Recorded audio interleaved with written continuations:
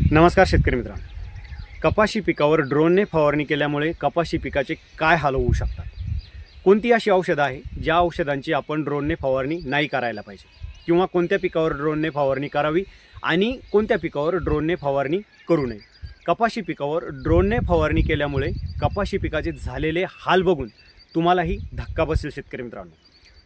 संदीप भीमराज बानकर, राहणार शनी शिंगणापूर, तालुका नेवासा, जिल्हा अहिल्यानगर.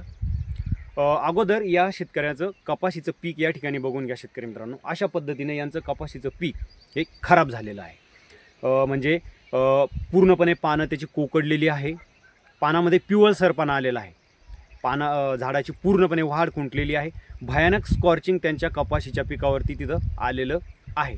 तर हे कशामुळे घडलं, यांचं पीक खराब का झालं? तर यांनी कपाशी पिकावर ड्रोनने फवारणी केली होती. आता ड्रोन तुम्हाला माहीत आहे शेतकरी मित्रांनो, ड्रोनला एक 10 लिटरचा पंप असतो, म्हणजे 10 लिटर कॅपॅसिटीचं ड्रोन असतं आणि त्या 10 लिटर पाण्यामध्ये आपल्याला पूर्ण 1 एकरची औषधी मिक्स करून ते 10 लिटर पाणी पूर्ण 1 एकरवर फवारणी करायची असते. आता यांनी फवारणीमध्ये काय काय घेतलेलं होतं, तर पॅक्लोब्युटेराझोल 40% घटक असलेलं जे काही PGR आहे टाबोली नावाचं 30 ml त्यांनी या 10 लिटर पाण्यासाठी घेतलेलं आहे. आणि त्याच्याबरोबर 04247 या विद्राव्य खताचा वापर केलेला आहे 500 ग्राम. आणि त्यासोबत यांनी 200 ग्राम बोरॉन, 20% बोरॉन असलेलं 200 ग्राम बोरॉन एकत्र घेऊन त्यांनी फवारणी केलेली आहे. आता साधी औषधं घेऊन ड्रोनने फवारणी केल्यामुळे जर कपाशीचं पीक असं होऊ शकतं, तर विचार करा, काही भारी आणि सेन्सिटिव्ह औषधाची जर आपण ड्रोनने फवारणी केली तर कपाशीच्या पिकाचे काय हाल होऊ शकतात याची कल्पना तुम्ही करू शकत नाही. संदीप भाऊनं फवारणी करण्या अगोदर आपल्याला विचारलं होतं की मी अशी औषधं घेऊन ड्रोनने फवारणी करतोय. त्यावेळेस मी त्यांना मनाई केली होती आणि त्यांना सांगितलं होतं की ड्रोनने फवारणी करू नका, शक्यतो त्याचे रिझल्ट चांगले मिळणार नाही, वाईट परिणाम होऊ शकतात. पण घरचं ड्रोन असल्यामुळे संदीप भाऊंना ऐकलं नाही आणि फवारणी केली. त्याच्यानंतर कपाशीचं पीक अशा पद्धतीनं खराब झालं. शेतकरी मित्रांनो, मग ड्रोनने फवारणी केल्यामुळे असं पीक का झालं? यांनी जी औषधं घेतली होती, आता जी तिन्ही प्रकारची औषधं आपण पाहिली, पॅक्लोब्युटेराझोल, 04247 विद्राव्य खत आणि बोरान, ॲक्च्युली हे 3 घटक एकमेकांशी सुसंगत आहे. म्हणजे याचं द्रावण फुटण्याचा धोका नाही आहे, किंवा हे तिन्ही घटक एकत्र फवारणी केल्यामुळे कोणत्याही पिकावर स्कॉर्चिंग हे येऊ शकत नाही. मग यांच्या पिकावर स्कॉर्चिंग का आलं, यांचं पीक खराब का झालं, याच्या पाठीमागचं कारण काय आहे? तर शेतकरी मित्रांनो, यांनी ड्रोनने फवारणी केली. ज्यावेळेस आपण जे काही दुसरे साधनं आहे फवारणीचे, जसे आपलं चार्जिंगचा पंप आहे, किंवा पेट्रोल पंप आहे, किंवा ग्राउंड STB मशीन आहे, यानं ज्यावेळेस आपण फवारणी करतो त्यावेळेस फवारणीचं आपलं पाण्याचं जे प्रमाण असतं ते 100 लिटर 200 लिटर असं असतं. आणि त्याच्यासाठी आपण स्टँडर्ड प्रमाण औषधांचं घेऊन त्याच्यामध्ये मिक्स करून फवारणी करतो. त्यामुळे औषधांना विरघळण्यासाठी पाणी पुरेपूर मिळतं, म्हणजे द्रावण तिथं चांगलं होतं. 200 लिटर पाण्यामध्ये 1 एकरची औषधं पूर्णपणे चांगल्या पद्धतीने मिसळली जातात. आणि त्यावेळेस आपण फवारणी करतो तर त्याचा पिकावरती स्कॉर्चिंग वगैरे येण्याचा धोका नसतो. पण ड्रोननं तसं होत नाही. ड्रोनमध्ये 10 लिटर पाणी बसतं आणि 10 लिटर पाण्यात आपण एवढी सारी औषधं एकत्र मिक्स करतो. त्यामुळे शेतकरी मित्रांनो, त्या औषधांना विरघळण्यासाठी पुरेसं पाणी तिथं नसतं. त्यामुळे ज्यावेळेस फवारणी केली जाते त्यावेळेस त्याचा चांगला परिणाम होण्याऐवजी वाईटच परिणाम आपल्याला झाल्याचं त्या ठिकाणी पाहायला मिळतं बऱ्याचदा. त्यामुळे शक्यतो ड्रोनने फवारणी करणे त्या ठिकाणी टाळावी.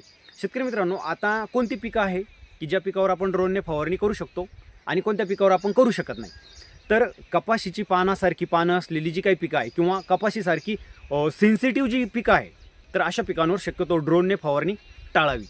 कोणत्या पिकावर फवारणी आपण ड्रोनने करू शकतो? तर तुमचं भाताचं पीक आहे, गव्हाचं पीक आहे, म्हणजे ज्याची पानं तलवारीसारखी आहेत, किंवा तुमचं मक्याचं पीक आहे, बाजरीचं पीक आहे, अशा पिकावर तुम्ही ड्रोनने फवारणी करू शकता. आणि लेबल क्लेम औषधच त्या ठिकाणी आपण तिथं फवारणी करू शकतो. आता कोणती अशी औषधं आहे ज्याची आपण ड्रोनने फवारणी करणे टाळावी? तर याच्यामध्ये जेवढे काही PGR आहे, म्हणजे क्लोरोमेकॉट क्लोराईड आहे, मेपिकॉट क्लोराईड आहे, पॅक्लोब्युटेराझोल आहे, किंवा जो बायरचा प्लॅनोफिक्स आहे, याच्यामध्ये प्रोडक्ट जर आपण बघितले शेतकरी मित्रांनो, तर तुमचं टाबोली, विद्युत, कल्टर, त्याच्यानंतर तुमचं चमत्कार, लिओसिन, हे जे काही प्रोडक्ट आहे, तर अशा औषधांची शक्यतो ड्रोनने फवारणी करणे टाळावी.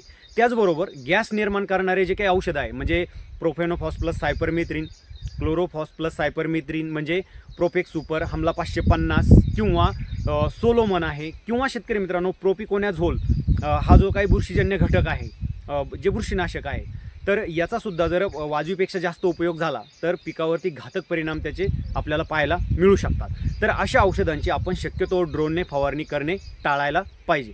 ड्रोन हा जरी अत्याधुनिक तंत्रज्ञान असलं, आपल्यासाठी ते फायद्याचं असलं, कमी वेळात कमी खर्चात त्या ठिकाणी काम होत असलं तरीसुद्धा त्याचे साईड इफेक्ट आपल्याला तिथं पाहायला मिळू शकतात। आपल्या पिकाचं अतोनात नुकसान त्या ठिकाणी होऊ शकतं।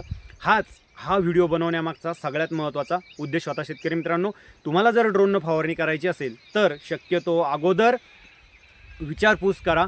कोण्या शेतकऱ्यानं जर ड्रोननं फवारणी केली असेल त्याला बोला, त्याला विचारा आणि त्याच्यानंतरच ड्रोननं फवारणी करण्याचा विचार करा, जेणेकरून तुमचं हातात आलेलं पीक हे खराब होणार नाही।